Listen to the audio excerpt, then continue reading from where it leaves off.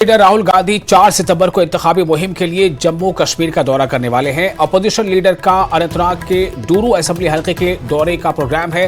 वो कांग्रेस उम्मीदवार गुलाम अहमद मीर के हक में इंतखाबी मुहिम चलाएंगे।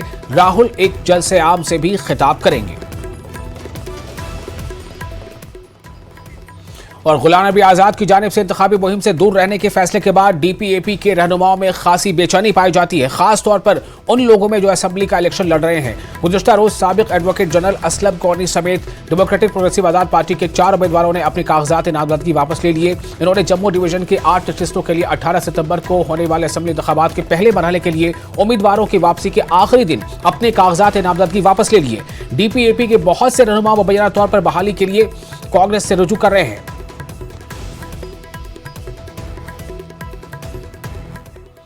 और जम्मू कश्मीर में असेंबली इंतखाबात के ऐलान के साथ ही जम्मू कश्मीर अपनी पार्टी की जानिब से इंतखाबी मुहिम को तेज किया जा रहा है और जलसे मुनक़िद करके लोगों को पार्टी की पॉलिसियों के बारे में आगाह किया जा रहा है। जम्मू कश्मीर अपनी पार्टी की जानिब से सुचेतगढ़ असेंबली हल्के के तहत चौहाला गांव में एक बहुत बड़ा जलसे आम मुनक़िद किया गया। इसमें पार्टी के डिविजनल नायब सदर और साबिक एमएलए फकीर नाथ मेहमान खुसूसी के तौर पर मौजूद थे। फकीर नाथ ने कहा कि इस बार जम्मू कश्मीर में होने वाले असेंबली इंतखाबात बहुत अहम है, क्योंकि हमें इन सियासी जमातों को इक़्तिदार से बेदखल करना है जिन्होंने तबाही मचा रखी है। हमारी पार्टी ने फैसला किया है कि हम 40 सीटें कश्मीर से लड़ेंगे और 20 सीटें हमें जम्मू से लड़ेंगे। जहाँ जहाँ हमारा कैंडिडेट मजबूत होगा वहाँ हम पूरी कोशिश करेंगे हम उसको जहाँ जीतना है, जब जहाँ भी लड़ेंगे हम जीतने के लिए लड़ेंगे।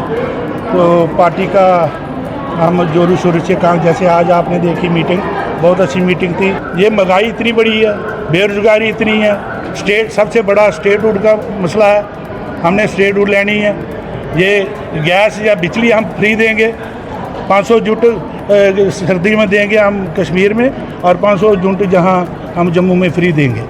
300 यूनिट इधर देंगे, 300 उधर देंगे। ऐसे बाकी गैस सिलेंडर है, पेंशन ने बुढ़ापा पेंशनें बंद की है, बेरोजगारी बढ़ी है, अनएम्प्लॉयड बढ़ी है, हम उसको दूर करेंगे।